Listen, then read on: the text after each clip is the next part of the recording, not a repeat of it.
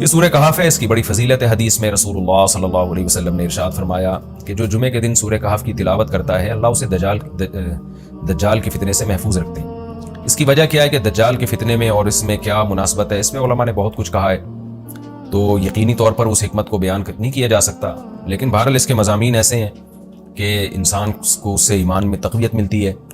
اور بڑی بات یہ ہے کہ رسول اللہ صلی اللہ علیہ وسلم نے جب کسی چیز کے بارے میں ہمیں بتا دیا تو پھر ہمیں اس کی حکمت سمجھ میں نہ بھی آئے تو ہمیں بس اس پر ایمان لانا چاہیے۔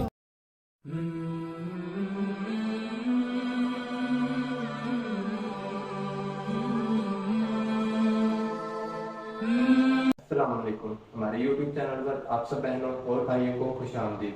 امید کرتا ہوں آپ سب لوگ خیریت سے ہوں گے۔ چلیں سٹارٹ کرتے ہیں آج کی ویڈیو۔ یہ سورہ کہف ہے، اس کی بڑی فضیلت ہے۔ حدیث میں رسول اللہ صلی اللہ علیہ وسلم نے ارشاد فرمایا کہ جو جمعے کے دن سورہ کہف کی تلاوت کرتا ہے اللہ اسے دجال کے فتنے سے محفوظ رکھتے ہیں۔ اس کی وجہ کیا ہے کہ دجال کے فتنے میں اور اس میں کیا مناسبت ہے، اس میں علماء نے بہت کچھ کہا ہے، تو یقینی طور پر اس حکمت کو بیان نہیں کیا جا سکتا، لیکن بہرحال اس کے مضامین ایسے ہیں کہ انسان کو اس سے ایمان میں تقویت ملتی ہے۔ اور بڑی بات یہ ہے کہ رسول اللہ صلی اللہ علیہ وسلم نے جب کسی چیز کے بارے میں ہمیں بتا دیا تو پھر ہمیں اس کی حکمت سمجھ میں نہ بھی آئے تو ہمیں بس اس پر ایمان لانا چاہیے۔ تو دجال کے فتنے سے بچنے کے لیے اگر کوئی جمعے کے دن اس کا اہتمام کرتا ہے تو انشاءاللہ اس کو فائدہ ہوگا۔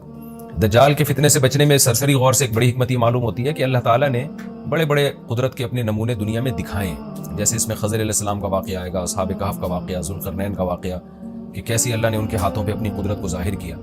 تو یہ اللہ تعالیٰ کے مختلف کام ہیں، یاجوج ماجوج کا تذکرہ بھی آئے گا اس میں۔